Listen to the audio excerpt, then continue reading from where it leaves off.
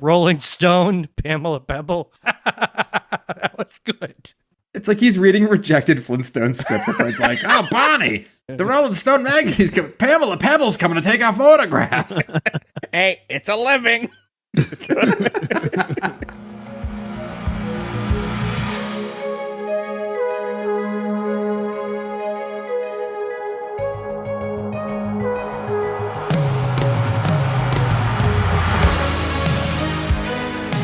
Welcome back, everyone, to S1E1, a show where each week we pick a different sitcom, watch just the first televised episode, and forgetting anything we might know about the future run of that show, rate it and decide if it's a show we want to greenlight or cancel. This week we're going to be talking about The Ugliest Girl in Town. The Ugliest Girl in Town went one season with 20 episodes on ABC. Here we're talking about episode 1, which was called The Ugliest Girl in Town, originally airing September 26th, 1968. To get things started, I'm Jay Gags. With me, as always, the boys, Joe, Ferg, Nick, and Gordo. What's going on, guys? Hey-o. Hey. Hello. They think you're positively kinky. Guys, this episode was 29 minutes long, and they still had to have an insert shot at the beginning and the end to fill us in on what was going on. Why the fuck did they not cut out so much of this episode? It's bananas to me. There's a scene that shows him drive up the street, turn into a driveway, back out just to do a 3-point turn, and then let her out of the car. I'm like, couldn't you have got rid of all that? You could have gotten rid of this entire show. Or all the clubs scenes. I can't remember like standard for this time. So in 68, I know shows weren't 22 minutes long. So I mean, this one was what, 29? That means there was only a minute of commercial in this entire broadcast, which is also fucking bananas. Yeah, less ads were injected in the show. But yes, this is a show that you could probably easily cut down to a solid 22 if need be. And I will often say, like, it's not against the show for being too long, but like taking notes for a longer show is harder, so it like makes it kind of a bummer to do. This was a real combination of both. It's like I paused it at one point to like write something down in my notes and looked up, and it was like 12 and a half minutes we're in. I was like, we're not even halfway through this fucking show. Holy shit. My favorite part is it's like watching a TV show through a stained glass window. Oh, yeah. Because it was tough. You can't find good quality shows from 1968, especially when they're garbage shows like this that nobody fucking watched. Nobody ever watched again. You know, there's like, you can say at any given point in time that somebody is doing something on this planet. Nobody is watching this show right now. Nobody in syndication, streaming, on YouTube. Maybe they have copies. Nobody. It's on YouTube, so It's on YouTube if any of you want to How watch many it. views does it have? one more for me because I watched it on there yesterday. Well, I'll say this that's a show that The Ugliest Girl in Town is a show that's like on a lot of lists of like worst shows of all time. So like because of that, I'm sure it gets plenty of clicks out of curiosity. So this was a Gordo pick. Surprise, surprise. For that specific And Gordo, reason. was this because you Googled worst shows of all time and then closed your eyes and pointed to the computer? I sent this to him. I No. apologize to all of you. Yeah, no, this is a Ferg. So this is a Gordo team Ferdo. No, I don't want any credit. I just was like, hey guys, look at this show. I should have known better that you would pick it. So yeah, because you tricked me. Because I picked it, and then you said, great, I don't have to pick it. No, so there was a reel to talk about the popularity, quote unquote. It is gaining somewhat popularity on TikTok because it is so ridiculous.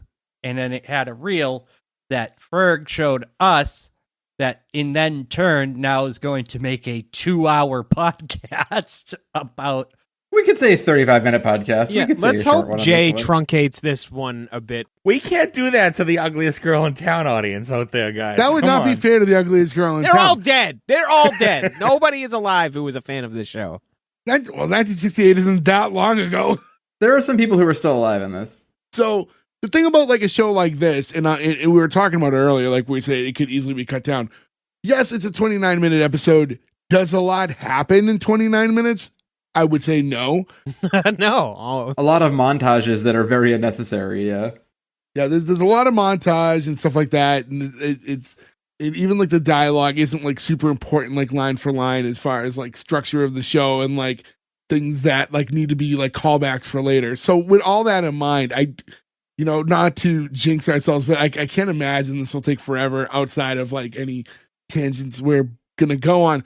But just to give you guys a rundown, there's no Rotten Tomatoes score, but IMDb does have this at a solid 4.7. I've seen worse shows than that.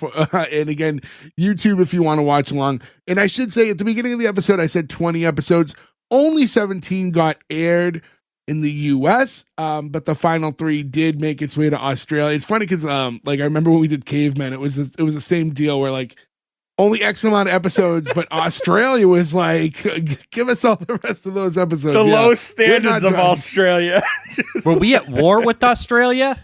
What I love about this too, Jay, to your point, so this is a show that was filmed entirely in England with an almost entirely British cast, and ITV in England bought the rights to it. They were like, yep, this American fish out of water hippie story, like we'll put it on, it's all in English, this will be great. They saw it. Do you know how many episodes aired in England? 0. ITV saw this and said, I don't care if we paid for it. We are not putting this shit on. How dare you? Put a Doctor Who rerun on. We're not showing this. Listen, man, this show walked so bosom buddies could run, all right? I mean, that was the immediate, like, this is bosom buddies-ish, right? Yeah. So I think we'll talk about some of that as we go along, but like I will say that like, although the execution here I don't think was fantastic, I do think there is a world where this show could exist and sure. flourish. Yeah. But we'll get into it. So I mean, might as well jump right in. Right off the bat, we get the intro. It's like this upbeat music's playing. We see a guy walk across the street and then a girl walk across the street, seemingly to meet up with one another. And then we just see like now a different girl walking down the street, but from the back perspective, so we don't see her face. And like we come to learn like as you watch along later, you know that the guy and girl are Timmie and Julie, and then that's Timmie as a female walking away later on. But if you're not watching or already have seen the episode, I think this intro is a little confusing for what the show is supposed to be. So the TikTok reel that we all saw had a very long intro with lyrics. This did not. Gordo, they show that at the end of this episode. I don't get why they showed it at the end and not at the beginning. It's probably one of those things where, and this could be an episode 1 thing that we've seen in the past, where they don't want to spoil things, so you don't get that intro in the first episode. Sometimes that might not be the case for this show, but I know that's happened in the past with other shows. I felt ripped off immediately. But you still got it, so you don't have to be ripped off From this little intro, which again I think objectively not great, but not terrible.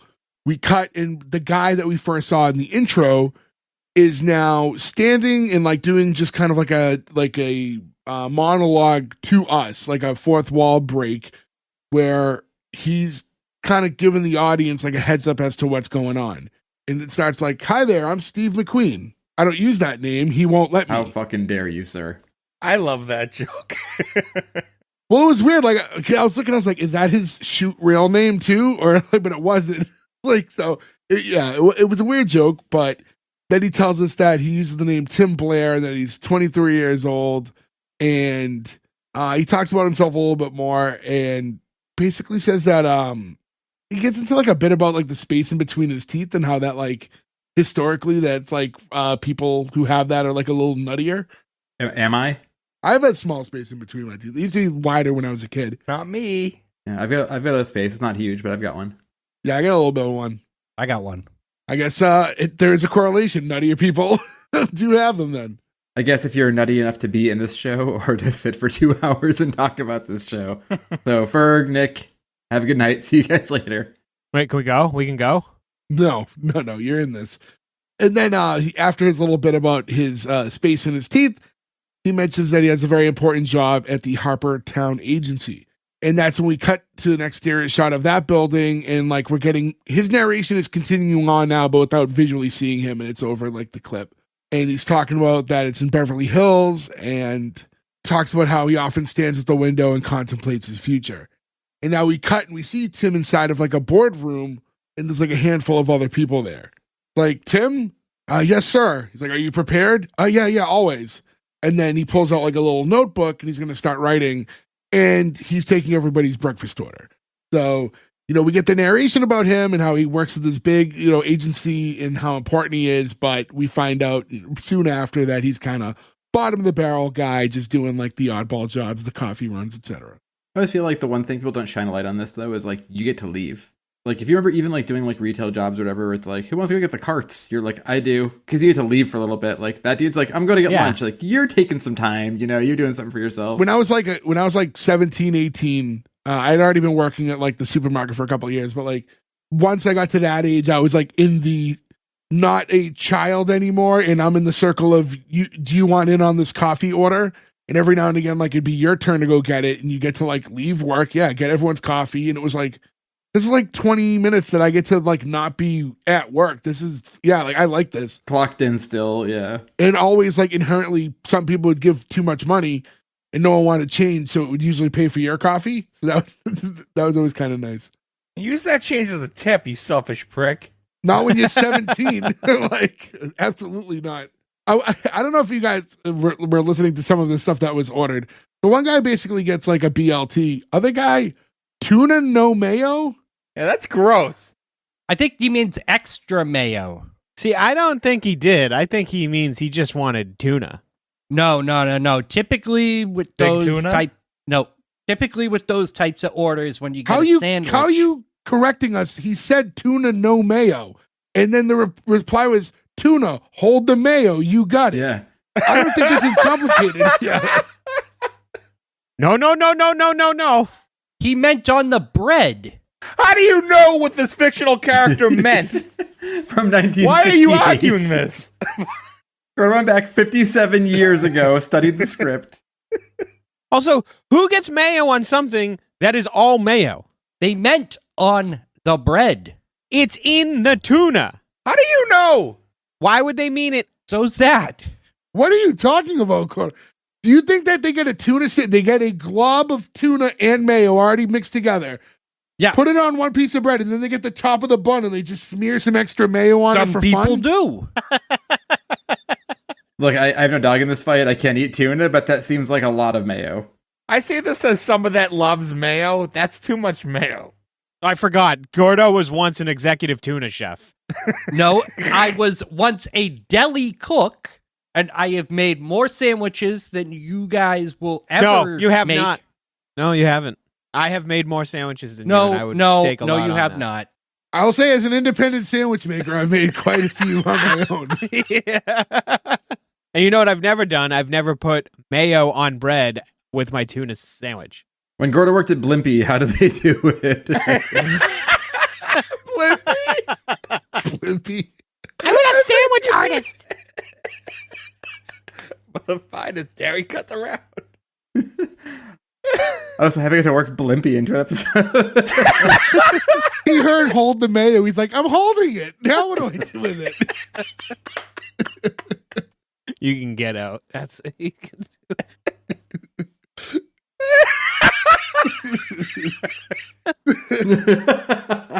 Well, I'm not going to say anything for the rest of the episode if you guys are just going to be mean. I'm sorry we didn't take kindly to your expert analysis. So long for this being a short one.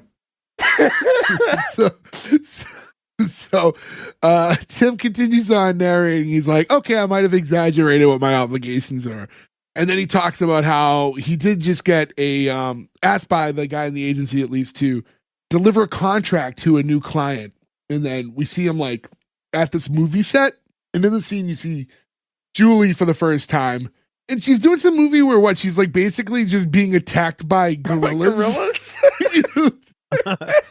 I mean, this does track though to like a low budget 60s like Corman movie. Yeah, it does. I don't know, Joe, are you a low budget gorilla movie expert? No, because I didn't just say that when I spent time working on low budget gorilla movies. I didn't have to preface it with my experience. I've just seen movies like this a lot. Oh, okay. Joe knows a thing or two about gorilla movies. He does. R.I.P. Harambe? Harambe. I was gonna say who was Coco's lady there? Just passed away. She's like the world famous Jane Goodall? Jane Goodall. Thank you. What about Bubbles? Michael Jackson's. Woo! No, Casper, not right now. When Tim sees her, yeah, it's like absolutely like love at first sight. And you know, I will say, like, obviously, like the girl who plays Julie in this, Trisha Blake breaks. She's like objectively like absolutely like a stunning woman. Yeah, beautiful lady. The scene cuts, and they're like, "Thank you, Miss Renfield. That's like a wrap for today." As she like starts to head out, she's stopped by Tim. He introduces himself, and he like gives her the contract and stuff. He's like at a point where he's so into her, he can't even get words out as he's trying to talk to her. Basically, he's hitting on her like in a way that like he's like smothering her. Like he will not let her go. He's like within a second of handing her the contract, he's like, "So would you be interested in like maybe exchanging numbers or grabbing dinner?" She's like, "Oh, I don't like to mix my professional and personal life." And then you see her walk outside, and he's like standing by a car and pretending to like the driver that like that's like his personal like driver, and like goes and like runs after her and is still like, you know, being persistent trying to get her to go on a date with him. Yeah, the 60s when no didn't mean no. Yeah. Everybody was so rapey. There's a lot of weird things in this whole like courting process too. Like in a few minutes, he'll show up at her door with a little miniature American flag. Like, the weirdest thing to knock it to. Like, "I love you." Like, what the fuck is that? I don't know if any of you, I'm not great with cars, but the car she gets in is like almost so comically small that it looked like a toy to me when she drives off. Like she gets in this little red car that you're almost like, is this a real vehicle? Yeah, I just wrote fancy sports car. Is it maybe like a Porsche? I'm so bad with stuff like that. It is tiny though. It's the kind I of was thing gonna that say like, that's like a meme, like Hollywood people driving those types of cars back then. yeah, like a fast little sports red, like Sports a red car, fast yeah. little sports car. Yeah, it must be incredibly loud. I never realized the correlation between like where your car sits on the road and the noise. We had a Honda Fit for a while, and like if you're on the highway, like you kind of couldn't talk, and you'd have to like really play music super loud to hear anything. And then we got an SUV, and I was like, how come we can talk right now? It's like, oh, because you're not so low to the road that it's super fucking loud. And it's like, oh, interesting. This sound like Pee-wee. Yeah. How you doing today, honey? I've never been like one for the tiny car. I mean, I'm a bigger dude anyways, but that was never like appealing to me. Sometimes you see like people with the really fancy sporty cars that are like so like it just doesn't look comfortable. You're like, is that a bit like I get it goes fast, but is it appealing to be like all like crunched up like that? Like I like a nice SUV and a little bit of room for the shoulders, you know? Everybody needs an automobile. Yes, just gonna say, this is the largest one I can afford.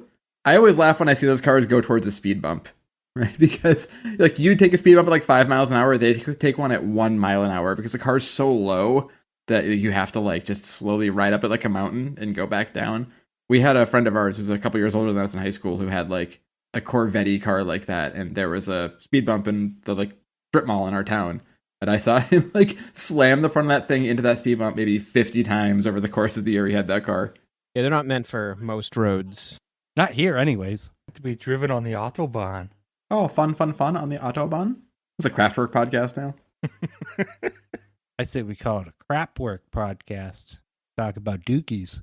Yeah, so anyways, then we I was trying to just not say anything just to give it to you, buddy, but like Joe mentioned it earlier. We cut to Tim now. Like she's home, and now he's at her door knocking.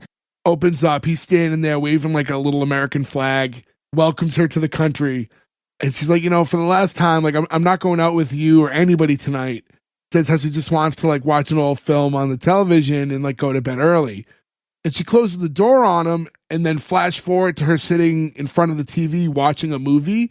And it cuts to like a live commercial, like something more of that time. You know, we talked about that. see Ferg smiling. We're thinking the same thing right now, right, Ferg? I've never seen so many dead hookers in my life.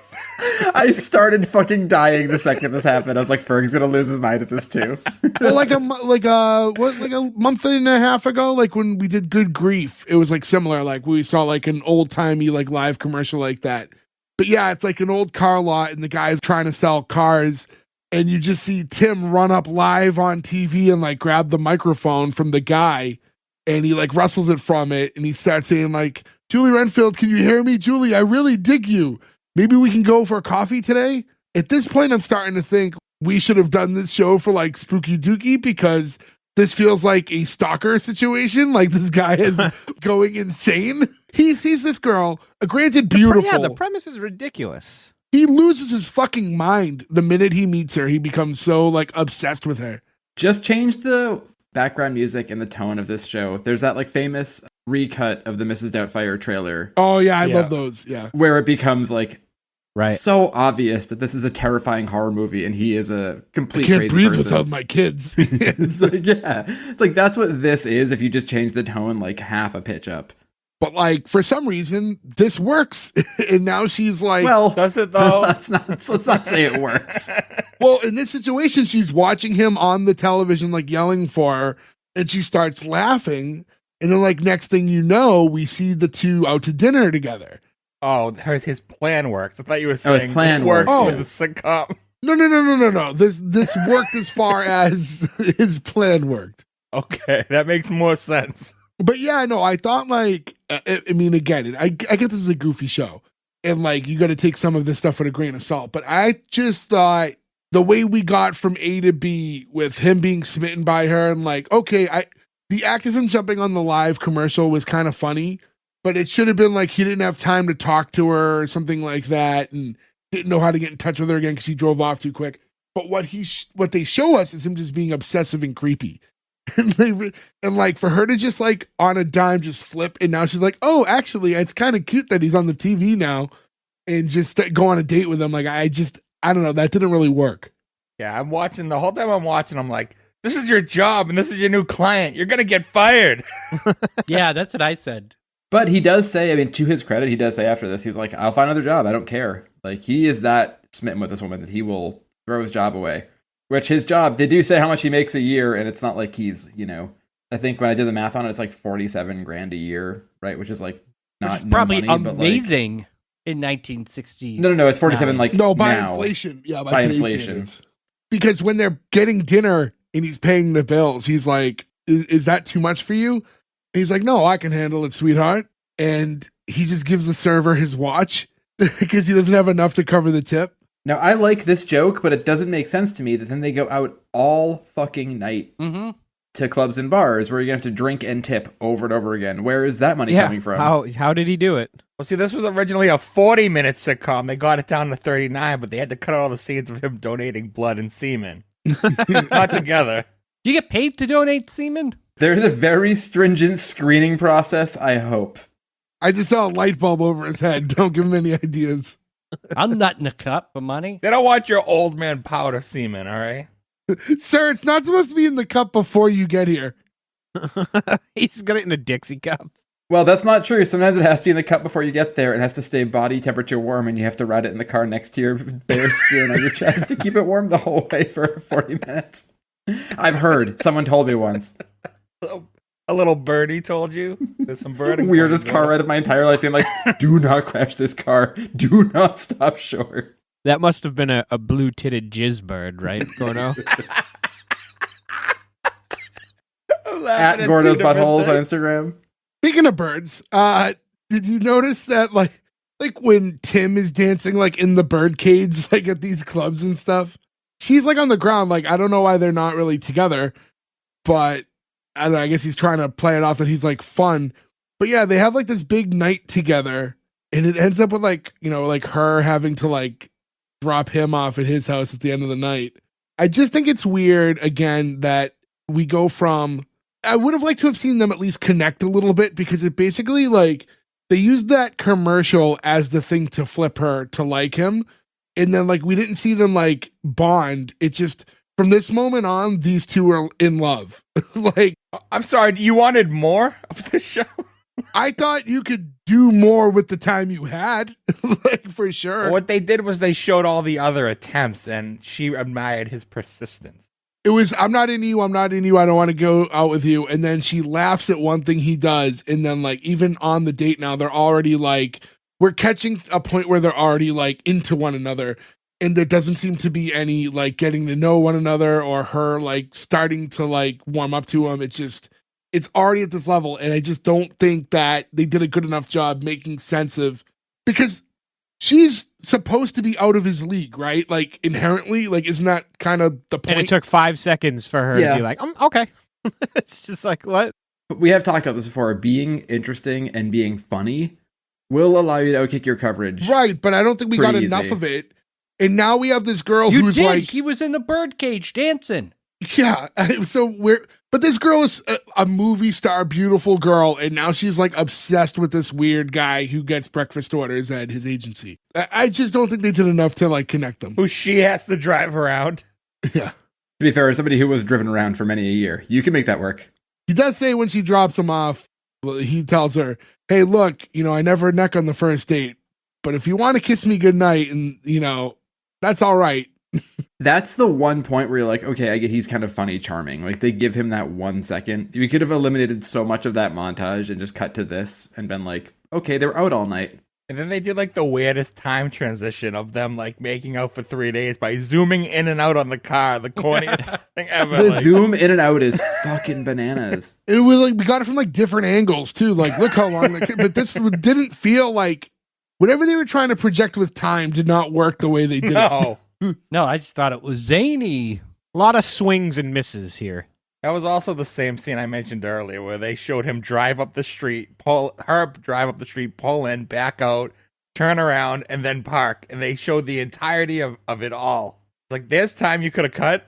A challenge that'll make Nick crazy, because I know he hates this episode. You have editing software. Can you take this episode and make it a lean 22? I'm confident I could do that easily. Yeah. I would just highlight random parts and hit delete. Nothing would change. Like, Done. It would still suck. Done. Yeah. I edited this so good I made it 0 minutes. Yeah. The world's greatest 15-second episode. I'm Timmy. Done. It's the whole thing. Timmy. So he's saying to her, you have to fly back tomorrow. And she's like, yeah, I have to be in London on Wednesday, but my flight's not until like 7. Do you get any time off at work? And he's like, if I can't, I'll quit.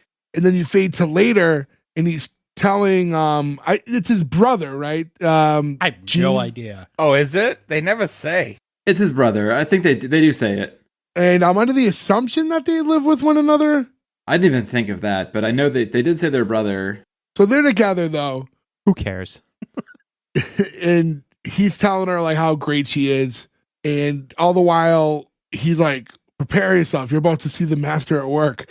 And then Gene turns on a slide projector and just like starts showing all these photographs that he did Of these ludicrous, boring, annoying fucking hippies. Yeah, so Gene's a photographer, and you're seeing all these slides, and some of them must be like defective. And so like as we get through like a few of the slides, we see like giant like white blotches where like chunks are missing from the slides, and he's like, oh no, like cause like he was supposed to send these for like this big assignment he got from like a magazine in London. Yeah, so I'm assuming that means that the actual negatives are fucked up and not just his prints. Yeah. Yes. Yeah, they had like lens flares or something. Like, This guy was Haight Ashbury. This is, I think, where I paused. This is where I paused and was like, how much time do I have left in this fucking show? I was actually on Haight Ashbury once on 420, and it was as insane as you can imagine. And I hated every second of it. We weren't there on purpose. We just happened to be in San Francisco in April, and I was like, I want to go to the record store. So we ended up in Haight Ashbury, and it was just people smoking weed everywhere trying to sell you Cheech and Chong shirts they made that were terrible. How many did you buy? Sounds cool. I bought none because it was awful. It was not a fun experience. you didn't trade them like a macrame like tote bag for a free Cheech and Chong shirt. I gave them my macrame jean shorts that I was wearing that day. He's like going over like, oh, this was some of the best stuff I ever shot, and talking about like the, this free spirit. And Tim like raises his hand and does this like weird shrug thing. And it's like, hey, I got an idea. And now we cut to Tim outside, and now he's dressed as a woman, like similar to the woman we saw, like the parts of the shots that weren't affected in the slides. And now he's going to be the subject, and Gene's reshooting a lot of these photos now, only using Tim dressed as a woman to get the shots back. Does he have no female friends? Like, he couldn't have called somebody over? He's a tortured artist, Ferg. Now we're No. going to find out in a minute that this takes a turn and this kind of works out for them. But in the moment, you're just dressing your brother up as they say, the ugliest girl in town, right? It's not like Tim dressed up as a woman is like, oh wow, like a very passable, beautiful woman. And he's doing all these photographs, and it's like, well, how does this, like, if you're giving this to a magazine and it's supposed to be like, oh, I did this shot with like a model, how is this supposed to work? I don't get what they were trying for. Yeah, no. There's no mistaking that this isn't a man in a dress. It's like Scooby-Doo dressed as a human. People act like they don't realize that this is a fucking dog. Good one, Twiggy. Ooh. Does this not feel like anybody like the worst attempt at a scene from the Monkees?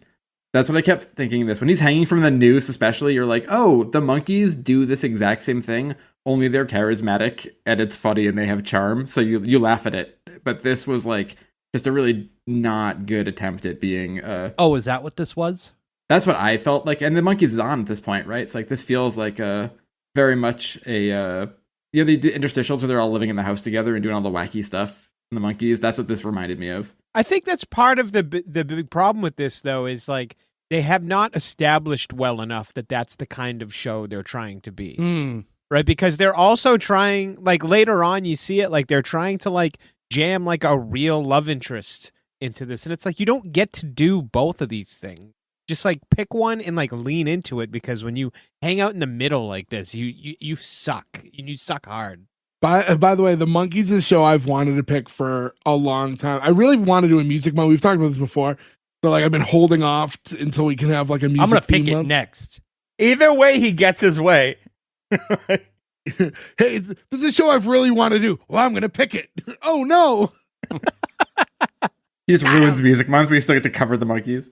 You know what else this part reminds me of? Remember when we did when we covered I Love Lucy, when Lucy and Ethel dressed as like their like country bumpkin dates, and they had to pretend they didn't recognize their own wives. Oh, right. And they, yeah. Like I hate that kind of shit in movies and shows. So like, well, that I think's worse. See, but that's done well. Like, No, I would say, I would argue in this specific example, in Ferg's comparison, at least in this, these pictures are being sent off to people that don't know Tim. Don't know the other person. Yeah. I guess. no. Yeah. No, my point is that it was funny still. Sure, but I Love Lucy, clearly a better program. But yes, in that specific comparison, there's no reason Fred and Ricky should not recognize their own wives in very loose costumes right up to their faces. But go back and listen to our I Love Lucy episode. So Tim's getting $20 to do, I guess, like if you're making like under $100 a week, $20 to do this photo shoot isn't that bad. That's not bad. Hey, $20 is $20. He's doing that. What's $20 back then? Well, $97 was. That's probably pretty damn good. $20 in the Probably like $60. It was basically 10 times. 97 was like $903 now. So 97. Oh, if you just shit. say- Really? That's like $200 then. Yeah. So call it $200. It's worth it for sure. Man, inflation's a son of a to bitch. pretend to hang yourself. I thought it was weird. He was like, couldn't we use a shorter wig? This thing makes me look like a girl. And I was like, isn't that what you're supposed to look like? Isn't that what, yeah. And we get that whole montage of the photo shoot, and we see like jumping out of a bucket and flexing on a fence and hanging on a noose, which Another too long of montage. But I feel like the noose thing, again, would be funny if the right person carried it. It's no offense to this dude, like Peter Kastner or whatever, but like, I think you need a certain personality to be like, I'm hanging from a noose, I'm wacky, I'm funny, and not have it just feel like it's dragging the fuck on. Yeah. Why is that part of the photo shoot though? What like little quirky photos of you hanging from a Don't noose? question art, Jay. It's Yeah, avant-garde my bad. art, man. More like fart. Agreed. Yeah, just like fart. That's when you get an F in art. Lord knows if anybody could have, I would. Did you just need to talk for a minute? What's going on here? I don't know what's happening.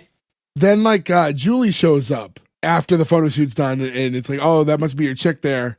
We flash forward. Tim has to run up, get back into normal clothes, and like he runs out into Julie's car. She's like, where were you when I blew the horn? And he goes, hung up.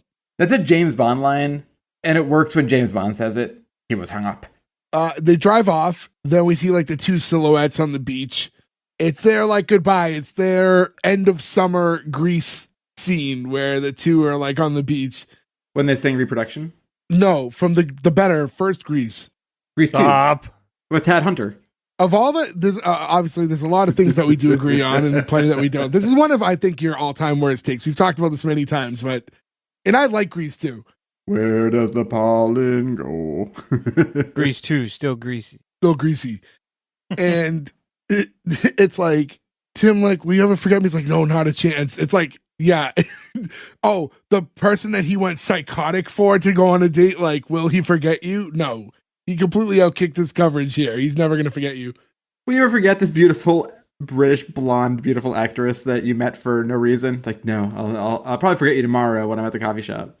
And he's like, well, I only get like 97 a week. It's like, you could ask for a raise. Now she's obsessed with him. You know what I mean? It's like she fell in love, like, so it so quickly. Yeah, now she needs him to go to England with her. Yeah. We cut to Tim at home and he's sitting there like quietly when his brother walks in after Tim had dropped her off at the airport. And Gene's saying like, hey, Tim, like the pictures came out just great. I named the character after you in tribute. And it's like, Timmie. Like, Timber. The other weird thing here, too, I was just thinking about is, like, even to this day, right, like, book publishers, talent agencies, movie companies, right, they all have offices in London, New York, and California, sometimes Paris, and other places, too, right? Like, if he works for this company, this feels like it should be, like, it's like working at Starbucks. If you work at Starbucks in Missouri, and you're moving to Alabama, you usually can, like, shift that to be like, can I get transferred to the store in Alabama? Like, he should, at least the first move should be to go and be like, could I get transferred to the London office? I don't think they do that kind of thing for their like cheap assistant that gets their breakfast. Yeah, but it's worth a shot, I think is the point. Like, I would at least try it first, yeah, before being like, I will take no income and just quit my job and like burn this reference too, because I'm just going to leave tomorrow.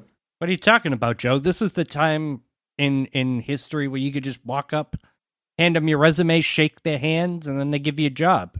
Every time I try to do that, I've successfully never been in any movies. Well, that's your problem. I think this whole thing with Gene, though, it's like, I don't even understand. Is he like a renowned photographer that like this company in London needs his work that bad? Like there's no one closer that they could be doing work with?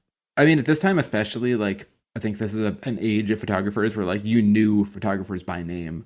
You know what I mean? Like, people who like you photograph for Rolling Stone, you're a huge deal, right? So like if you have people who are doing that, it's like there's a person I'm thinking of who like did all the Rolling Stone stuff. It was the woman whose name escaped me, but like I think at that point you have more of it was a smaller world, right? Where like not everyone had a camera or could take photos, right? So if you were good at it, you excelled at it, and people knew. So like your name, kind of your reputation preceded you. Was it Pamela Pebble? He's smirking, so that's some stupid Gordo joke that only he gets. Yeah, I have no idea where that was going. Is it Rolling Stone, Pamela Pebble? Oh, Jesus Christ. Yep. That was good. It's the thing you do again where you tell everyone that the joke's good. For a second, I'm like, oh, is that like an photographer he knows that I don't? And then I look over and he's got that shit-eating grin on his face. I instantly fucking knew. It's like he's reading rejected Flintstone script before it's like, oh, Bonnie, the Rolling Stone magazine's coming. Pamela Pebble's coming to take our photograph. Hey, it's a living. The photographer also eats the garbage under the sink. In this economy, you have to have two jobs. So the two brothers are talking. Gene's telling him how he sent everything in. London should have everything by like tomorrow morning. And he notices, how Tim's just kind of moping around. He's like, you all right? He's like, I'll get over it. Gene's telling him to get a night's sleep. He's like, it hurts, huh, kid? And then he shuts the lights off and exits the room. And you cut to morning. And Tim is in the living room when Gene walks back in excited and reads over something that he just got in the mail. And he's like, I don't believe it. He's like, Gene, nothing could be that funny this early in the morning. He's like, it's incredible. He's like, they want to buy more pictures? He's like, no, but it seems they want to buy you. They think you're positively kinky. Like, what? Yeah, read it yourself. And basically, like, the pictures that they got they were like, who is this model? We need her out here ASAP. Did Minerva show up and invite her to kinky parties? They make a reference that she's the next Twiggy. Do you guys know who Twiggy is? Vaguely. Like Laverne and Shirley?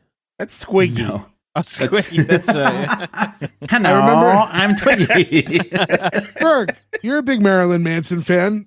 That's Twiggy Romero got his name from Twiggy. Ramirez. I hate Marilyn Manson, and I knew that. But she's like one of the most famous like 60s. She's like the mod model, right? She's the girl who Dan Aykroyd's hanging out with at the gas station in Blues Brothers. She's like one of the most beautiful women of all time. And especially at this point, like one of the most beautiful and famous models of all time. And no offense, Peter Kastner, but you in a wig are no Twiggy. Holy shit. I've had enough of your beauty standards, all right? He can be beautiful in a wig. Yeah, he can, but he does not look like Twiggy. Yeah, because he's the next Twiggy. Did you see he had like 1 year stint of teaching high school in Situate, Massachusetts? No. That was like an odd, like later career thing for him. Who? The main character in this show. Oh, I didn't catch that. In like 1991 or something. I have no idea how that happened. He's Canadian. I don't know how this all worked out. But, What did he teach? Does it say? I don't remember. I just saw it when I was looking him up, but Acting? it didn't go well because he only taught for 1 year. Much like this show. Yeah. Yeah, so Gene's going on and like some of the details. And it's basically saying like, hey, if you could bring Timmie to us, then, you know, we will certainly secure employment and all these things. So kind of set them both up. So he'll have all this work as a photographer. She will have all this work. I mean, is it going to be the same thing? Are they talking like movies and everything else? Is that going to be part of it? I'm assuming. I think they want to give her like the full ride, right? Like you're going to be the next big star. So we put you in movies, we'll do runway stuff, we'll do magazine ads, we'll push you to the moon. And with him as her personal photographer. Not a bad thing. I mean, that's a great contract to be like, to be connected to somebody who's going to be pushed that way, to be like, and you're completely connected. You're the only one who photographs them. Like, I get why he would do it. Basically, it's like, you know, we find out that there's going to be this opportunity then to get them to London. Obviously, Tim's dying to get to London anyways because he wants to be with that girl. So it's like, okay, this is our chance. You know what I mean? So it works out for both of them in that way. So Gene, as a photographer who like they like his work, like you're going to be able to go out there and be on these assignments. And for Tim, who's going to have to be Timmie, it's at least his chance to be around Julie. But like the idea is, I mean, this is where like he now has to basically be Timmie from this point forward. He can't just go there and turn into Timmie. The next scene we see, are they like getting their passports? Like I was trying to figure out exactly where they were. They're going through customs. Why did he need to be in disguise in this That's costume? what I'm saying. He could have just been him. Yeah. They said Timmie the female, the ticket. This came from them. Yeah, but if it said Timmy Smith and he was Timothy Smith, he could just say, When do they put your gender on a ticket? yeah, he could just say like, oh, they call me Timmy. If my ticket said Joseph and I was like, I go by Joe, they wouldn't be like, get I was gonna back say, in especially line. like 68. We don't have like the full on like TSA stuff we're dealing with. So it's, Yeah, you could have been like, oh, that was an error. they didn't care. They just thought you used to be able to like transfer tickets to other people and sell tickets. You could buy a plane ticket and sell it to someone else. I mean, the DB Cooper case was literally a guy walked up with cash and said, I'll let you in your plane in 2 minutes, please. And they were like, have a good day, sir. And he walked on with a bomb and a parachute. Like, come on, guys. This was a different fucking time. They were also met at the airport, though. So, like, he had to get off the plane as her. I suppose he could have changed on the plane, but those bathrooms are really tiny. But that would have been a fun scene to shoot, though. So he has to be Timmie, i.e., from this point forward. It just felt a little much. Stupid. The fun of this type of character is to have the chaos, again, Mrs. Doubtfire, right? Of like, you have to be both. And it's hard to do that, and you can't be the same person in two places at the same time. That's why that movie works. That whole last chaos scene of Mrs. Doubtfire, where it's running back and forth and changing, works so well because the chaos of it, and you can't pull it off. They really miss it here by just being like, he'll just be Timmie the whole time, except for the one time where he's a anonymous sailor for some reason. You know where they really fuck up? They should have had a scene where he gets flagged at customs, and then he has to get a full search, and the guy comes out all like, ugh. Oh, we need the female pat down. Although it's a little early for that time. But it's the dolphin from Ace Ventura. And he looks at him, he takes his pants off and goes, ah, ah, Starts licking his tongue in the water. Why would it be Snowflake? Because poor Snowflake saw the worst case of hemorrhoids he has ever seen. Laces out. Nicholas Einhorn. Timmie is Einhorn. See, look, we're writing a way better show right now. Timmie should get gonorrhea and die. It just cuts the Snowflake burning his clothes in the shower. When they're at customs, at first, like when Gene and him are talking, and the situation comes up with Julie, and he goes, "Gene, I love her," but he's using his normal voice, and like someone turns, he goes, "I mean, I love her." Does his terrible girl voice that he does throughout the episode too, and then goes up and they're being interviewed, and he has to give all the information. You know, I'll skip some of the details here, like height and weight, but when he says occupation, he goes, "High fashion model," and the guy just like looks up, like, what? This is the only time I even smirked during this episode.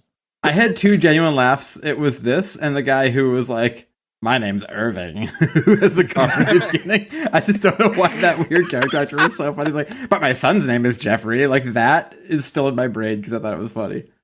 There was a couple scenes in this that made me laugh. This was one of them, and then we'll get into it later in the boat part. But Yeah, the boat part was funny. Also, I know like we're supposed to be like he's fish out of water, but he knows so little about English culture. Where they're like, "Let's go to the loo," and he's like, "What's the loo?" Like, it just. Also, he's doing like the "Okay, residents" voice the whole time. So they make their way to London where they're going to be for 2 weeks. It's a 2-week thing. It's one of those situations too, like they get there and it's the, like they bring the steps out and like they're walking straight out into the tarmac. It's not like on the jet bridge. So there's people out like waiting for them where the plane is when it gets there. And it's like fanfare. Like Timmie's already being like, not like a full-blown celebrity like this, but other than there's already some photo ops and the agency's waiting and a few other people. So they are preparing for this.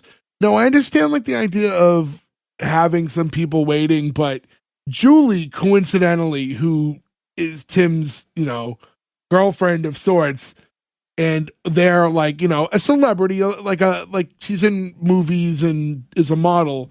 Why is she asked to be there coincidentally for when they land? Probably because she's like one of their clients and they want like... I get they do the photo op thing. Yeah. But it just seems like here's where they first meet. Like, is that what happens? Like when celebrities, like, we need to have another celebrity greet them so we can, here's their first interactions together. all right, and to go back to the whole I Love Lucy thing I said earlier, she doesn't recognize that it's him. And she loves him. So yeah, they get down there and they're being greeted. We meet Sally, who's from the magazine, and then David Courtney runs like the model agency, the new boss. And they ask Timmie, like, "Hey, like, welcome to England." Timmie does a curtsy. Sally then takes Timmie to meet Julie, and when Sally asks Timmie what her last name is, Jean like cuts her off. Oh, she doesn't have one. She dropped it for professional reasons. So I guess that's smart in that they don't want people.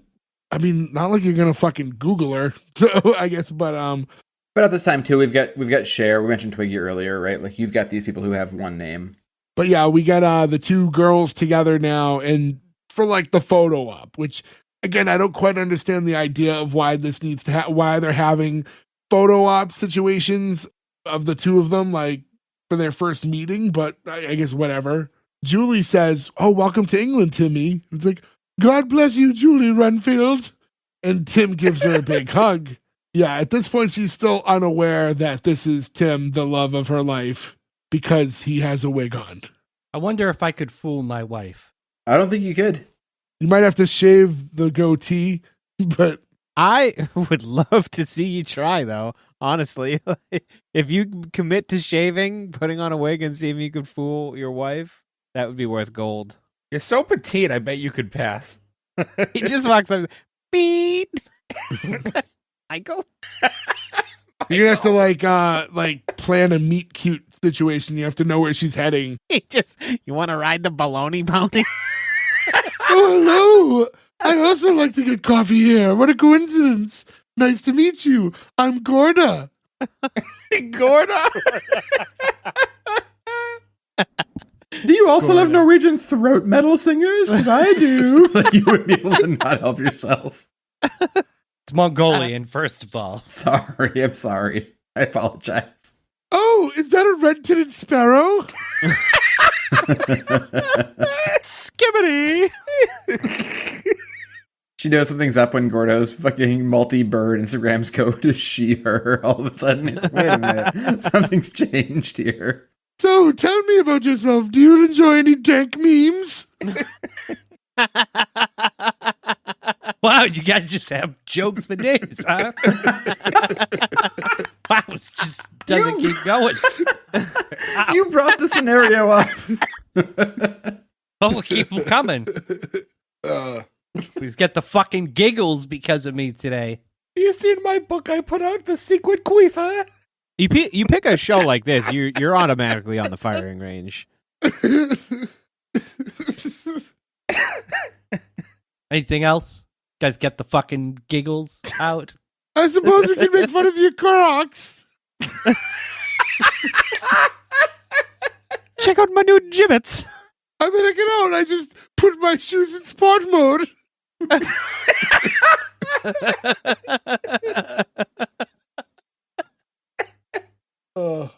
Don't mind me. I have to go home and walk my doodle.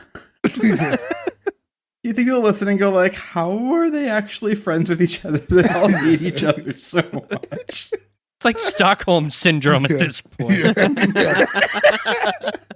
So next, it seems like both girls have places to be. They both have like loaded schedules, and they kind of both get dragged off into different directions. And then all the while, Julie has like a bit of a confused look on her face.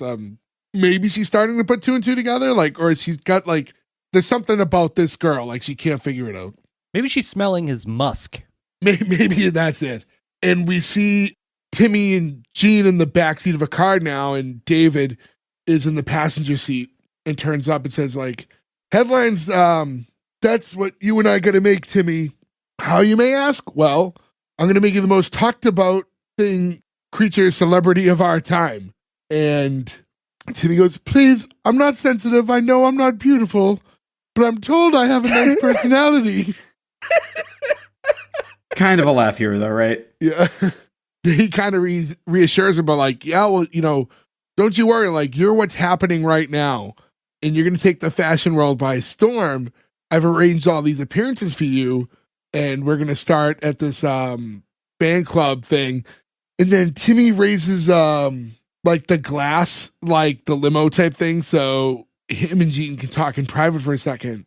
And it's like, oh, I think we better tell him we're only here for 2 weeks. He's like, later, he's talking about money. Because I guess the idea is like they're only going because that's all they can get off from work, right? That's so if it was up to all these people, they'd be there longer, but they're only sneaking out like because they're using vacation time. Why even go back to work if you're getting a steady paycheck? That's true. That is a great point. He should have written back and been like, I quit. And they would have found another person to be the executive assistant or whatever. And he's making like 15 grand on this photo shoot thing. Why play the ruse still?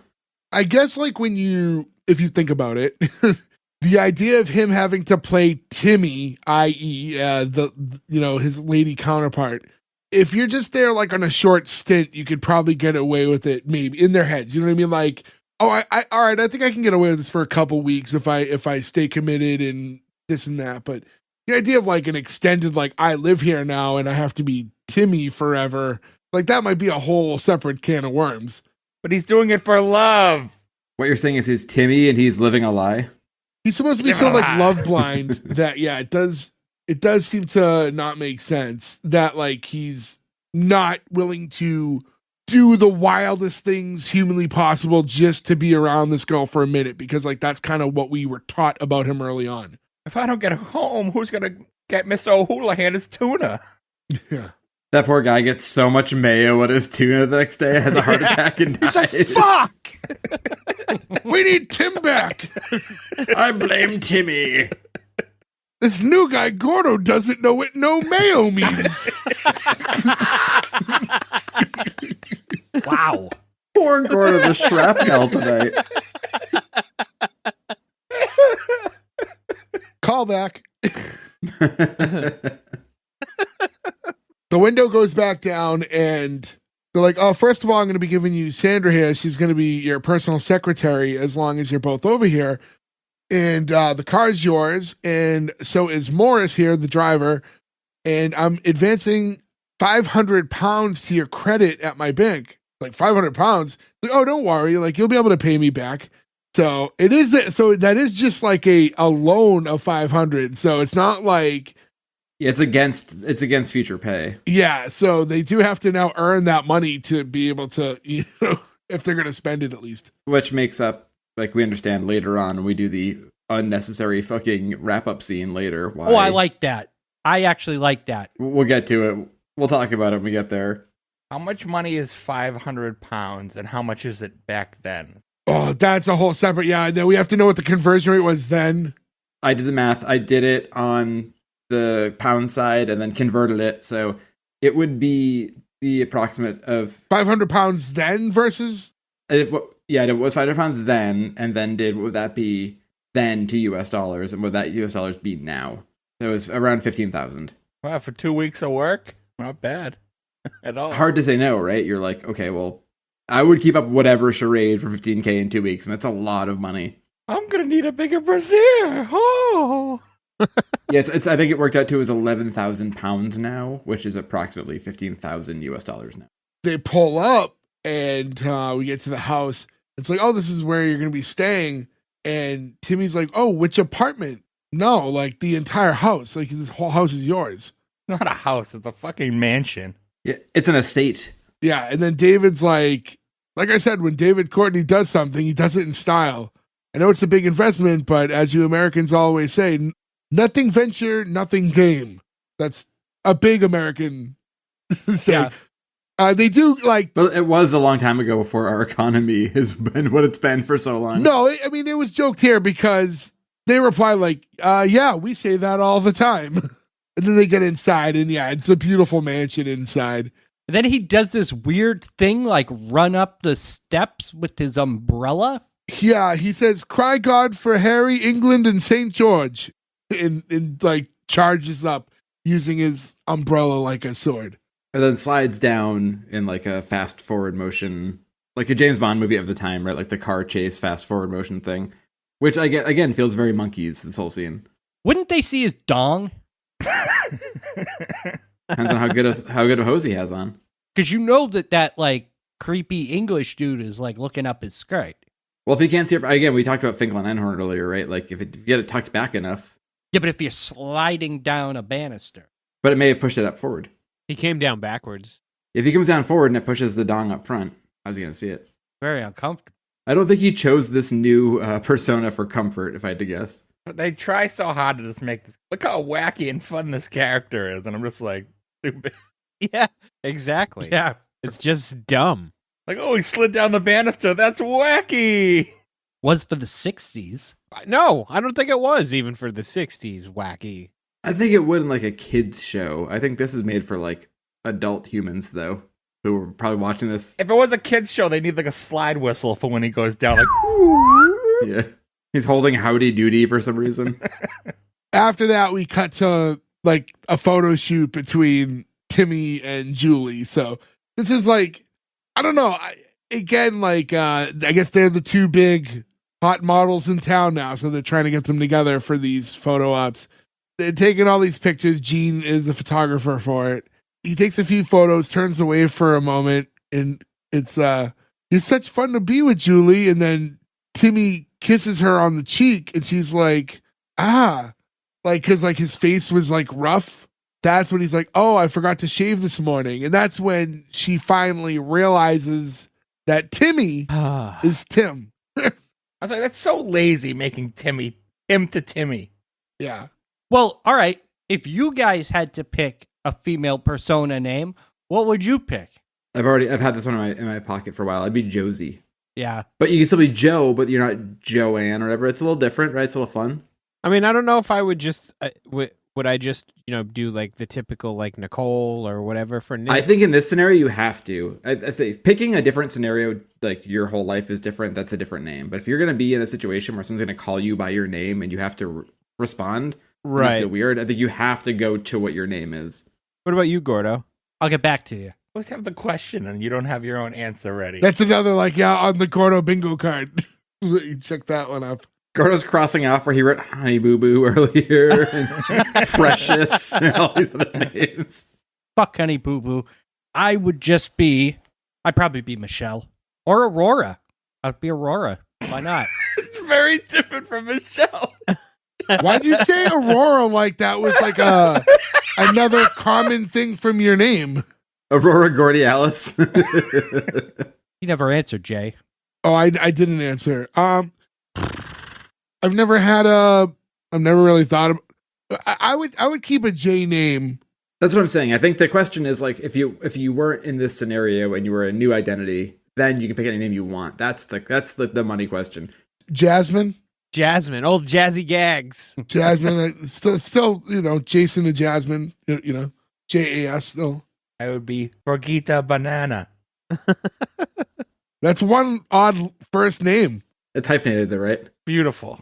There's probably no safe way to navigate this conversation, but when people do transition or whatever and they select a new name, I don't know. It's if you were, I guess like it's whoever you feel like you are on the inside, but like we didn't pick our names, so I feel like it almost makes sense to pick a name that likens to your original name, your dead name at that point.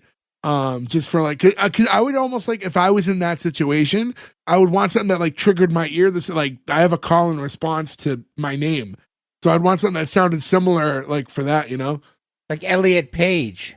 Yeah, Right. Yeah, that was Ellen Page right before. yeah, because I feel like your ear like just gonna like kind of move a certain way. I mean, I guess like we all technically have the option to just change our first names. And last name, you can change anything you want. You could change anything you wanted. Yeah, like Princess Consuela Banana Hammock. And crap bag. And crap bag. If you're having trouble remembering it, just think of a bag of crap. I love that we see like our little names pop up here too, right? And like a lot of us have to do like work calls where your like name pops up. Like Nick popping up at work. Just this crap bag. You're like, I'm not gonna be on this call anymore. I'm sorry, I'm going home. Have you guys seen the video of the meme of the guy who logs into In court? court during Yeah. COVID and the judge is like, your name is not Buttfucker 3000. He's like, no, sir, it's Nathaniel. I've watched that probably 1,000,000 times.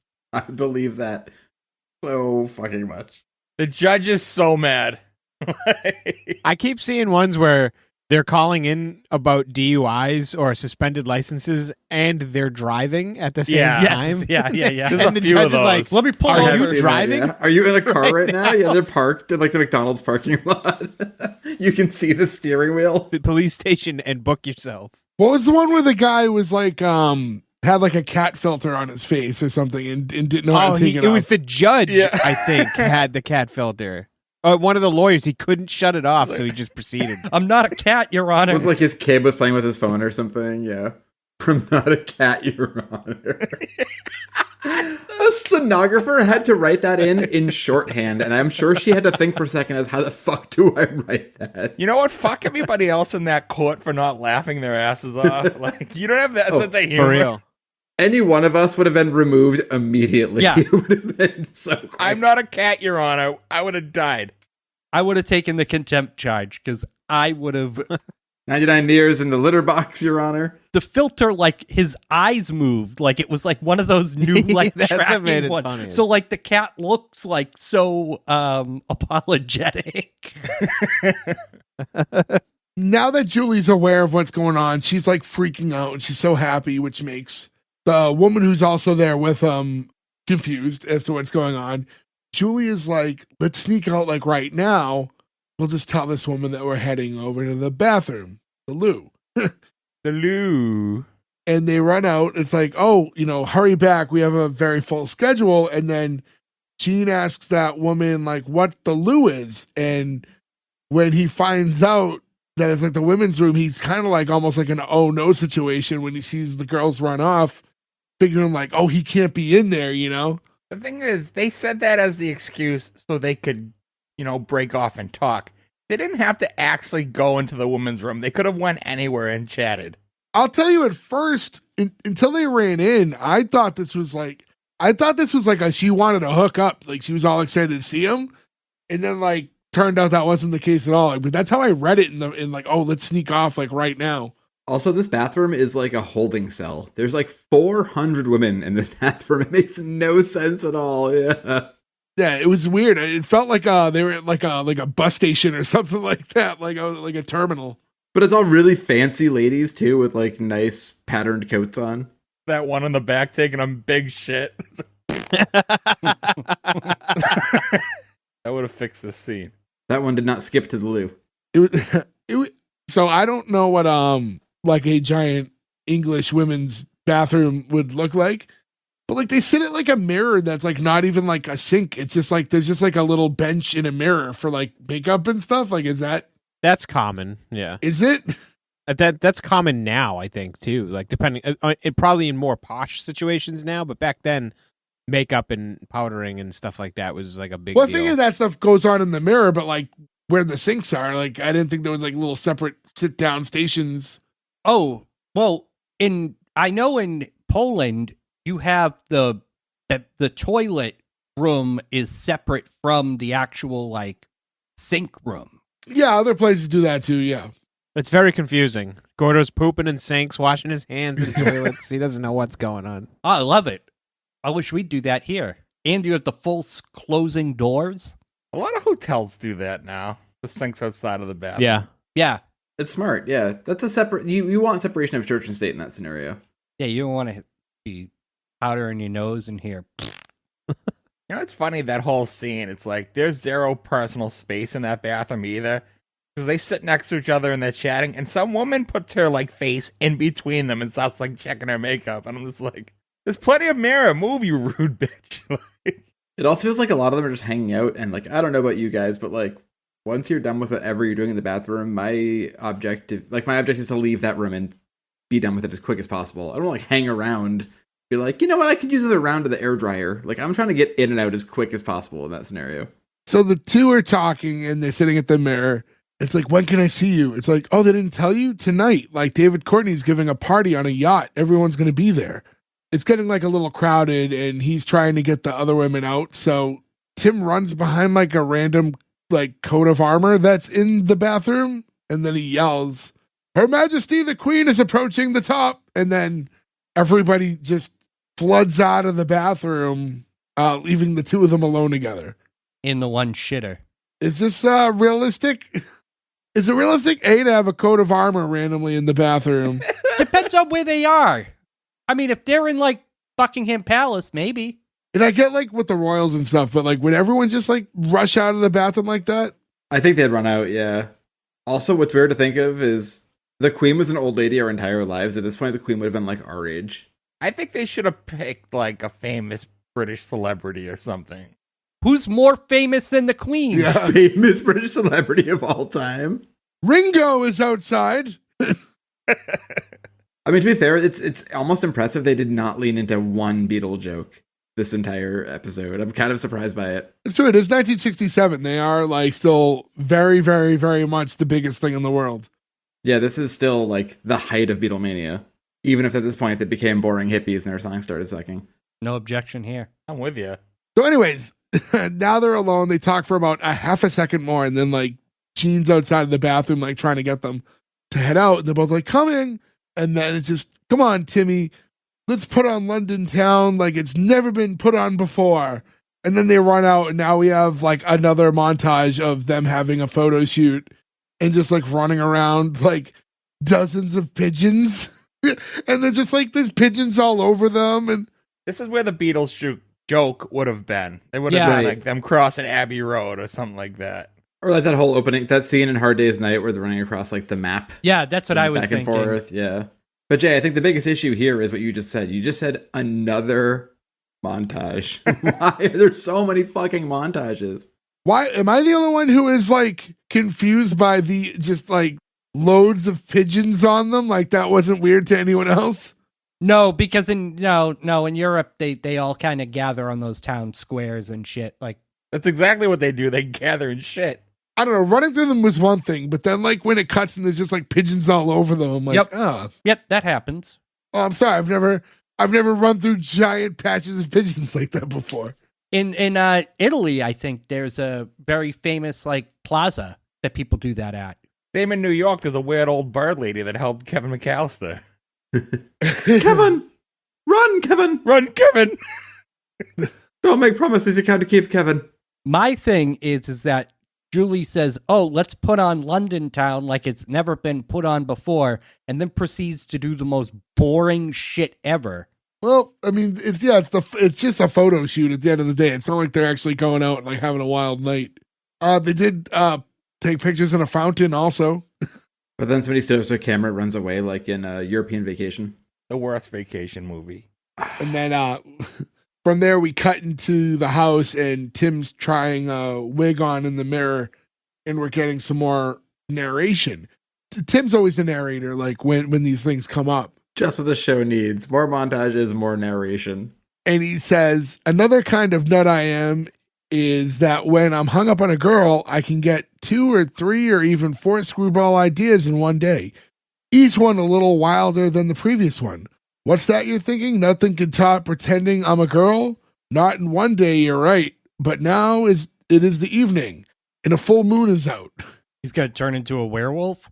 That would make this show so much better. He puts like the wig like over his mouth and like does like the little almost like vampire like thing. So yeah, I don't know if this is that his other idea? He's gonna turn into a spooky monster? He's gonna become a werewolf. That's why. But if he it's a full did, moon. this show would have been so much more redeemable, right? Like, imagine if all of a sudden he's at the yacht and he's like, the whole time. The That'd be so ugliest wolf in town. Right. That would redeem part of this show. At That least. model was pretty at first, but now she looks like a spooky werewolf. That's a fucking funny show. I will watch that show. It cuts to Dracula. I need him for my picture. And then I don't know if I might have not caught this right. The knock at the door, Jean runs to get the door. The girl who ends up being at the door, that's the secretary that was assigned to be with them, or is that Sally? Yes. That's the girl that's been with them the entire time. She's been assigned to the other model. In the car with them earlier. He had glasses earlier, now doesn't. Okay, so it's the secretary. You're not Morris. No, I'm absolutely not Morris. It's like, oh, you look beautiful. He says, you deserve a prize. Do I deserve first prize? Yes. And then they kiss. So I guess now he has a love interest as well. They did the very tried and true girl comes in without glasses and becomes super beautiful. Yep. Once they got the paint off her overalls and got rid of the ponytail. Is this like the first instance of that, maybe? It's just paint on her overalls. Yeah, I don't know. I mean, it's been like a trope for, yeah, this is definitely one of the earlier accounts of it. So now, yeah, they kiss. Timmie shows up, heads down the steps. Ooh, how romantic. We flash to them all out later now with Julie. Julie's with Colonel Talleyrand, the man who's throwing the party. and Waka. Timmie, I've heard so much about you. I hope it was all nice. And we see everyone at like, it's like a big like yacht and they're partying and having drinks. And it pans over to Gene with the girl and the head of the town plays David. And he's telling him like to get like photos of Timmie, like basically like Gene's job this whole party is to get photo ops of Timmie with other important people that are at the party. All right, makes sense. I almost feel like this whole party was created for that specific reason too. Not just the fact that it's Gene's job, but like, oh, Timmie's in town and now let's set up this event where she can be shoulder to shoulder with all these other people. What drove me nuts is on the yacht, there's a rock band playing, and it's clearly they like cut out the actual audio. And you only see them from behind, but I'm like, okay, so there's like a 1967, 68 British rock band who got this weird gig. They have to be somebody, right? Like, and there's no information about the show anywhere. I looked everywhere to see who was the band playing. I couldn't find anything. Was there ever a shot where You just see their backs. I was gonna say if the front even if you could get like a shot of like the drum like sometimes it has like a, like a head cover or whatever. The band asked for themselves to be cut out of this Like, episode. could you please not shoot our faces in this? Thank you. And now we're cutting over to where like Timmie and Julie are talking, and Gene walks up to them and grabs Timmie for a minute. And he's like, oh, like, I gotta borrow her. David then walks up to Julie. He's like, oh, don't worry, Julie. She'll be back soon. Champagne? And at that point, the Colonel walks up. He's like, oh, excuse me, Courtney. Like, he's gonna, like, can I have a moment with this girl? Like, oh, of course, Talleyrand. It's your party. He calls for the band to start playing. So now Julie's, like, stuck dancing with this rich dude. And Gene is having Timmie take photos with all these different rich people on the yacht. And then it's kind of like one of those like situations where the party's kind of crowded and we just keep seeing the two like looking around trying to find the other one because they're both like stuck in these situations now. A guy walks over to Timmie. He's like, excuse me, may I? May you what? In his normal voice. Oh, so sorry. That is a little bit of a laugh, right? Because he is a little gruff there. And then, like, I think they did a good job of, like, showing that the party was chaotic and the two were separated and had hard times. Like, because of everything going on, like, getting to be with one another like they wanted. There's a lot of people in this small boat. Like, it's supposed to be like a mega yacht party thing. And they just made the set so small. It gave me anxiety. Yeah. It felt cramped, for sure. It did feel cramped. I guess it does also work, too, to be like, it's such a big party. There's so many people there that, like, you can see it from the other direction, where you're like, it's so busy here. It feels so cramped. Timmie finally finds Julie and, like, borrows her from whatever random guy she was talking to. And then within seconds, Gene finds them and pulls Tim away again to take a picture with some important guru guy that was at the party. This was a bit much, too. We get, like, a Ravi Shankar guru guy out of nowhere. We're like, Jesus Christ, how many tropes do we have to hit in one fucking episode? And again, boring hippie Beatles, right? Where it's like, oh, we found this guy. If Dewey Cox popped in is the only way that would make this scene any better. I will say, because this is another time bringing up the Beatles. Now, I am with you. I prefer, like, poppy early Beatles, but I still think there is quite a place for a lot of later Beatles stuff. Yeah, the one on the roof, like, that Beatles is good. That was the last album. Yeah, they were good. They went through that hippie phase, not good, and then they returned with that last album. Yeah, that's different. They became a band again at that point. Yeah, it's the fucking hippie, funny outfits, stupid mustache Beatles that just there's no time for that. I thought Magical Mystery Tour had a lot of good songs. I don't know. Those albums for me was like, I'm a walrus. Ooh, it's a yellow submarine. I will say, I would say, if there's any hippie era Beatles I'm not a big fan of, this is not a popular take, but I am a Beatles fan. I think the White Album's like their worst album. It's indulgent. It's too long too. People love that album. I mean, there's some okay songs on it, but like most people, if you're putting out a double album, that's a statement, right? You have to be like, everything on here. Also, you put a double album that's not very good and it caused a bunch of people to get murdered. Like, that's a huge bummer for this record too. It's like, this album sucks so much, I'm gonna go kill some fucking actresses. Well, only if you read Catcher in the Rye. It's true. It's a lot of murder around the Beatles, huh? So now Timmie's with the guru guy, and he's looking around again, and him and Julie are trying to like get to one another, and he finds her again, and she's dancing with the Colonel guy, and Timmie tries to cut in, but the Colonel thinks it's Timmie trying to dance with him. So now the two of them are dancing, and we cut forward a bit after the band like finishes up with the song, and Tim is off on his own. His arms are crossed and he's looking out to the water. He's upset because the night's not going the way he wanted, apparently. We get the narration over the shot of him like sitting there with his arms folded looking out at the water. Another kind of nut I am is that when I want to be with the girl, I want to be with my girl. And Gene and that girl run up. It's like, oh, where have you been, Timmie? I've been looking all over for you. So is Courtney. It's like, no matter what you see in the next 10 seconds, don't do anything. Is Tim's instructions to Gene. He's like, what do you mean? And then Timmie just jumps into the water and's like, help. And Gene yells, woman overboard. And everyone like rushes over. My issue is, how do they explain that to the girl that he was with? Like, he just said that to him in front of her. That's true. That's definitely overlooked. I didn't think about that in the moment, but you're right. That was completely overlooked. Did he like suture the wig onto his head? Because he jumps in the water wearing a wig. That wig is not staying on. Yeah. I will say though, an inspired choice is when he said "woman overboard." They cut to the band, and the leader said, "Gentlemen, it's been an honor playing with you this evening." And they just let the boat go down with them. I didn't think we get a Titanic joke into The band on the Titanic. So now everyone's like going crazy, right? And there's like sailors on board who get in a rescue boat and they like retract it down. Yeah, these sailors all graduated from the Three Stooges Naval Academy, apparently. The vibe I got was Gilligan's Island, that when they're trying to ship off on the raft in that pilot we covered.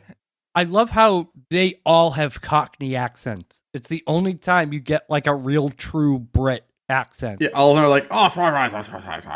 So the boat's retracting. They're bumping it. Like one guy falls immediately.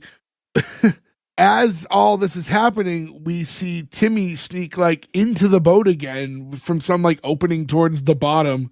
It looks like he goes in through a porthole, but I don't think A, portholes open that way, and B, they're big enough to let a human body through.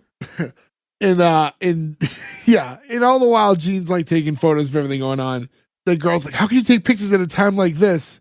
David's saying, "Shoot it, man, shoot it. People will make a great story if they save her." I mean, like People Magazine. And Julie's crying and screaming like, "I'll save you, Timmie, I'll save you."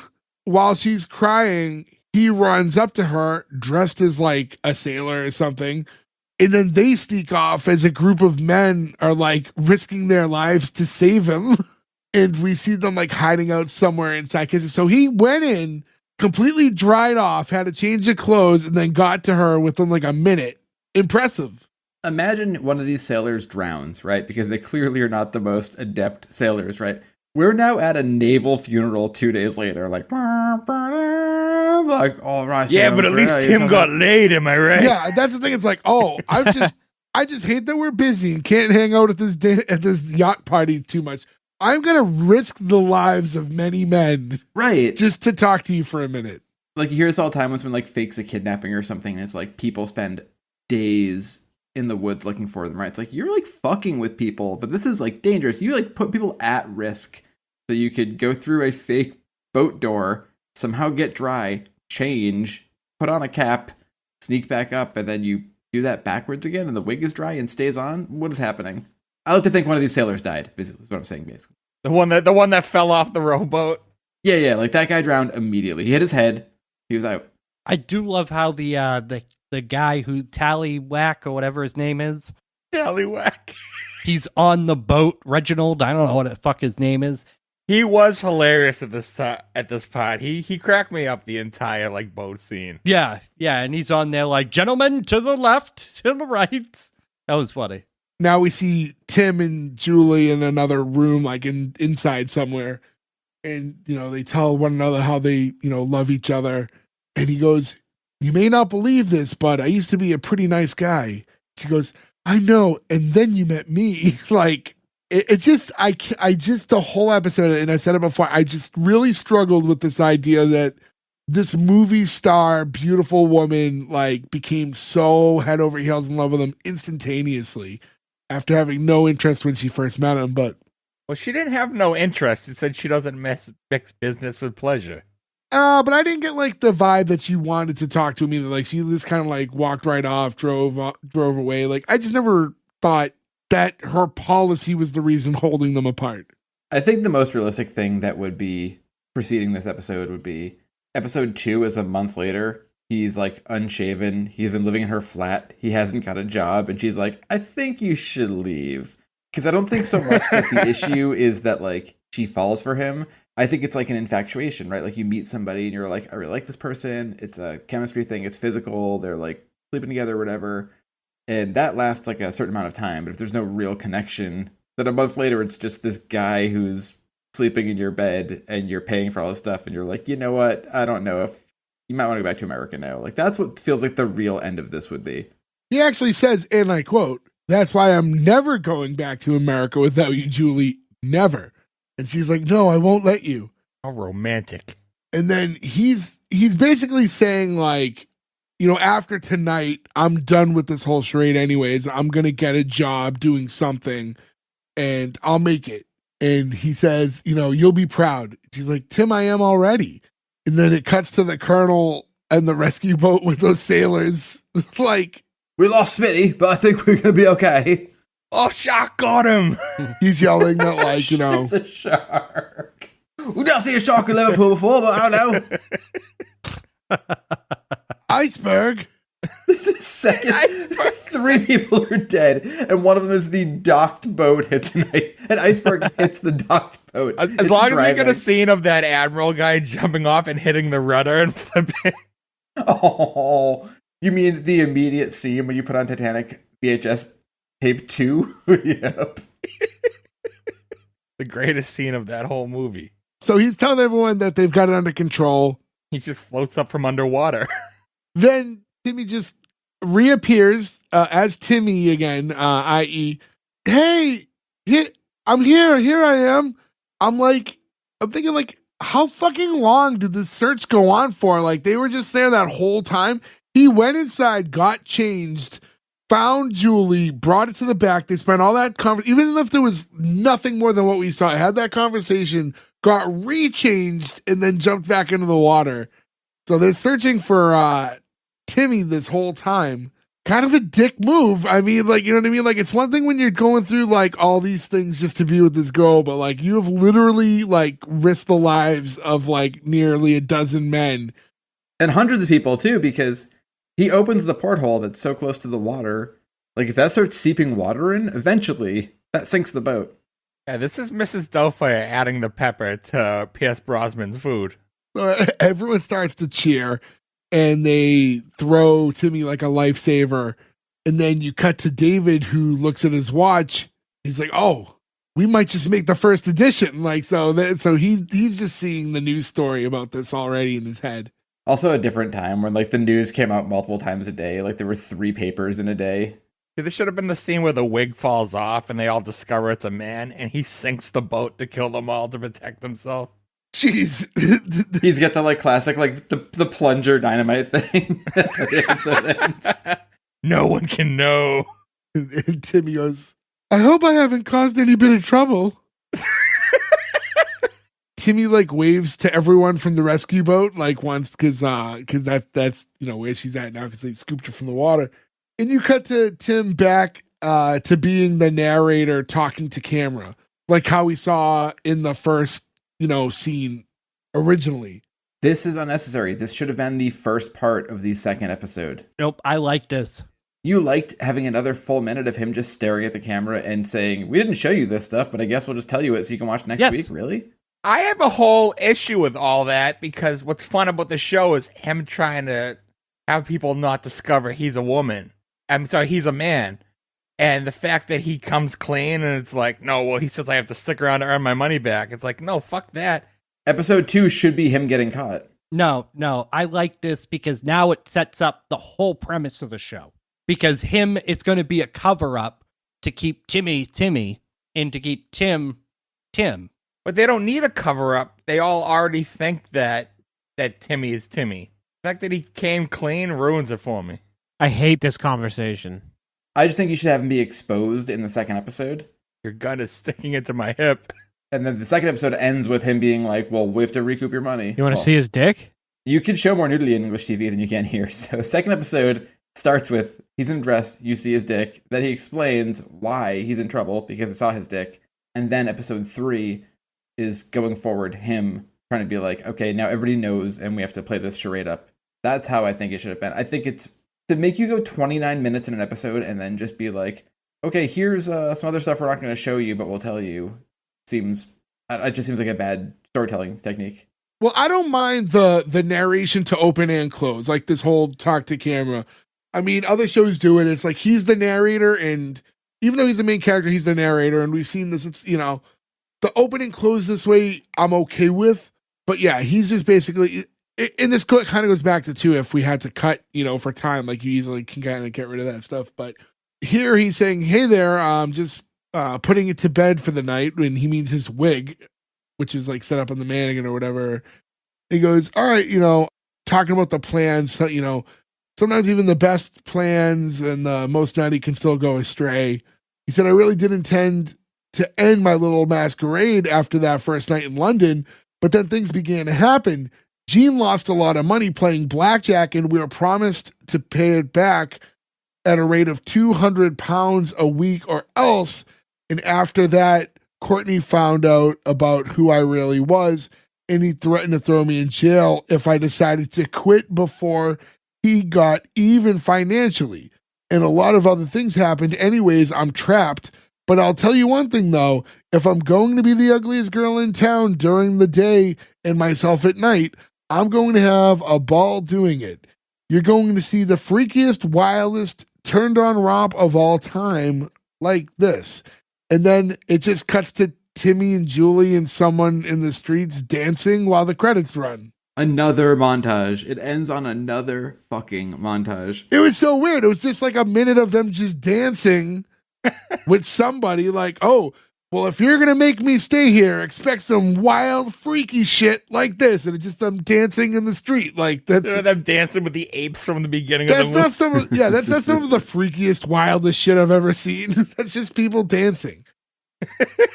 It was the 60s. I do kind of like the idea of, because like this opens up some context for future episodes. And I feel like if this was, I don't know, I think this would have had a better life as maybe a multicam type show. But here now we know that David Courtney knows. So that's like another thing they're going to be able to play on moving forward now. Because it wasn't like he found out and it ruined everything. He found out it was like, you need to make back the money that like we've given you, essentially. I hate that. That ruins it for me. I just stand by show not tell. I think it should have happened episode 2. Now, hijinks ensues. The hijinks would have been them trying to hide from him that it's a man. Yeah, you at least one episode of that. I like the higher level that now it involves the modeling agent, too, in the cover-up. Well, yeah. So one way or another, that's kind of like how this all ends. And again, the wild, freaky shit like dancing around in the street happens. And that's another long, like, even though it's just kind of a cutaway scene, that lasted like a good solid minute or so there. And then the intro theme starts running while this is all happening into the credits. Also, the intro theme was written by like a brill building writer who also wrote Love Will Keep Us Together by Captain and Tennille. I thought that was a great piece of dumb trivia I found while researching the show. Should have quit while he was ahead. He's like, I'm done. That's it. Yeah, that was the conclusion of the whole episode. I said we would talk about it. I do want to talk about this. I think that there are so many avenues where this show could be successful and work out without change. Like, I think the concept was fine. No, I think that the concept of this show works perfectly, and we've seen weirder things work, right?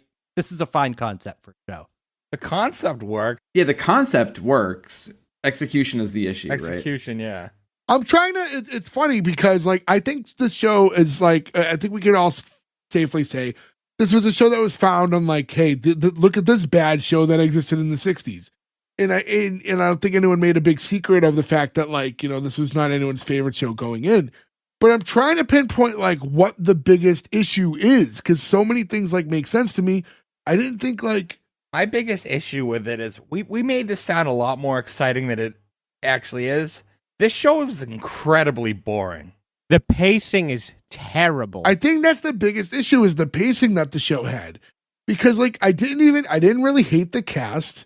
The story was okay. I didn't like elements of it for sure. I definitely thought they could get more out of certain parts. The gap in between entertainment on this show is way too large.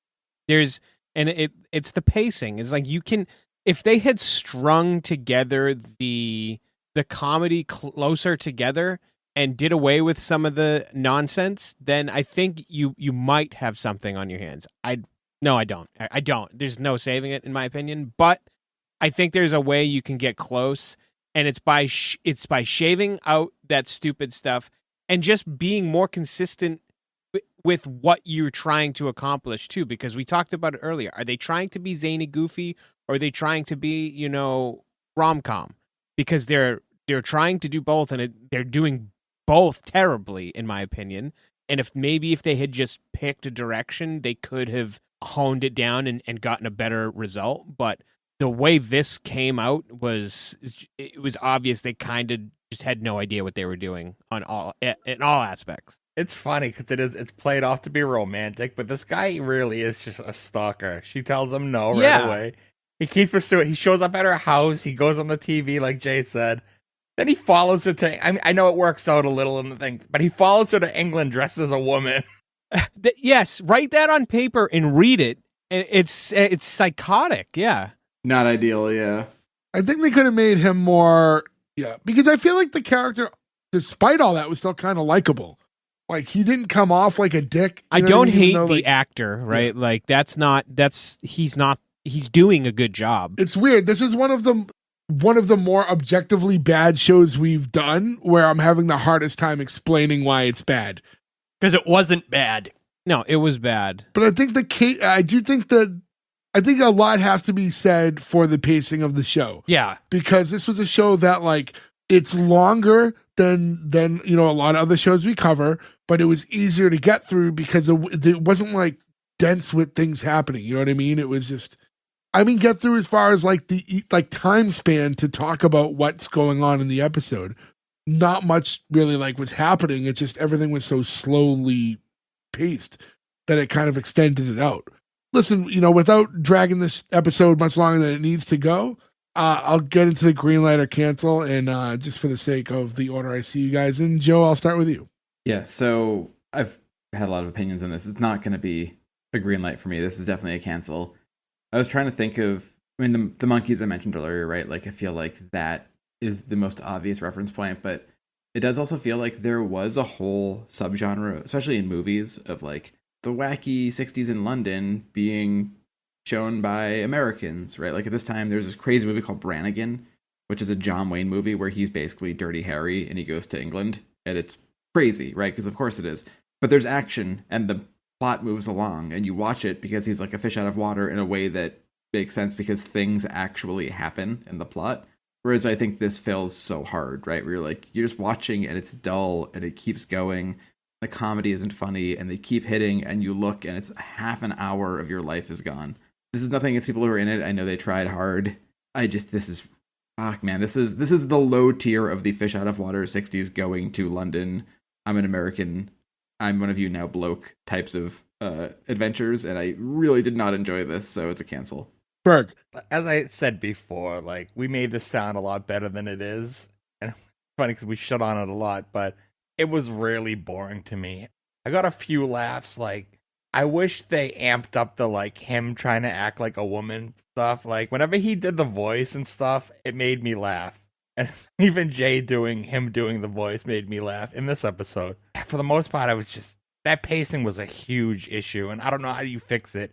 If the timing of episodes back then were 29 minutes, there's no fixing that. They'd have to ramp up a lot of the comedy for the show to work, and I don't think they did because it got canceled after 1 year. So, yeah, it just didn't work for me. I thought he was a good actor. He was fine. That's a cancel from me. So I'm going to jump in the middle. I'm canceling also, but again, this did have so many elements that I think could have worked. If it was me, it's still a cancel, but if I had a network, I would order a second pilot for this show. Because I feel like there are tweaks that could be made that this show could work. I would absolutely have them redo a pilot and try to restructure the show in a way that could work a little bit better. Because I do believe in this show. I probably wouldn't name it The Ugliest Girl in Town. That, I think, is maybe something that would not fly as much these days. But I think the concept could possibly work if done the right way. But they didn't do it the right way, so, I got to cancel it. Moving along, Nick, to you. Yeah, to cherry pick a couple words from Joe and Ferg is boring and dull. And Ferg highlighted the fact that we may have made this sound more interesting than it actually was, and that's definitely the case. This was awful. Like, this was just really, really hard to watch. I struggle, and you can blame the times on certain things, but I don't even think that, through a time machine, this is a good show.